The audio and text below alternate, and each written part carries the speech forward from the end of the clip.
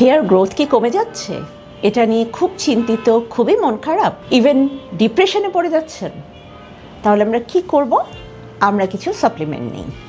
তার মাঝখানে আছে vitamin E, বায়োটিন, vitamin D, iron, folic acid এবং জিঙ্ক। এখন আসি, এই ভিটামিন ডি অথবা ভিটামিন ই, বায়োটিন ওরা কি করে? বায়োটিনটা করে কেরাটিন প্রোডাকশন। কেরাটিন প্রোডাকশনের ফলে, কেরাটিনটা আমাদের হেয়ার, নেইল, স্কিন সব কিছুতেই কেরাটিন আছে। এই কেরাটিন প্রোডাকশনটা যখন বাড়বে তখন আমার ডেফিনেটলি হেয়ার গ্রোথটা বাড়বে।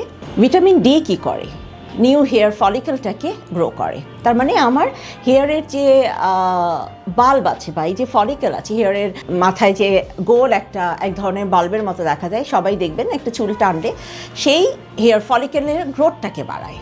ভিটামিন ই কি করে? চুলের গোড়াতে ব্লাড সার্কুলেশনটা বাড়ায়, ব্লাড ফ্লোটা বাড়ায়। ব্লাড ফ্লো বাড়লে ডেফিনেটলি আমার হেয়ার গ্রো বাড়বে, যে কোনো কিছুর গ্রোথটা বাড়বে। ফলিক অ্যাসিড কি করে?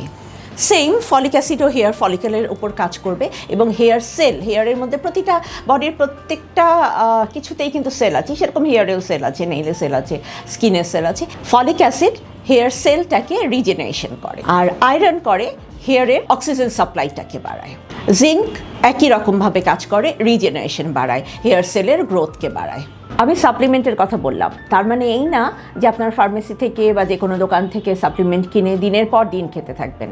সাময়িক অসুবিধা হলে আপনারা খেলেন, কিন্তু তার মানে এই না যে দিনের পর দিন খাবেন। অবশ্যই ডার্মাটোলজিস্ট, চর্মরোগ বিশেষজ্ঞ, চুল বিশেষজ্ঞ যারা, ওনাদের সাথে যোগাযোগ করবেন। ওনারা নিশ্চয়ই আপনাকে সেই কন্ডিশন দেখে চুলের, আসলে সবার তো সব ধরনের চুল পড়ার ধরনটা তো এক না, সেটা বুঝে সেই অনুযায়ী সাপ্লিমেন্ট দিবেন, তার সাথে পুষ্টিকর খাবার খাবেন এবং ডাক্তারের পরামর্শ নেবেন। Sparkle Skin, Laser and Aesthetic Center, where luxury meets timeless beauty.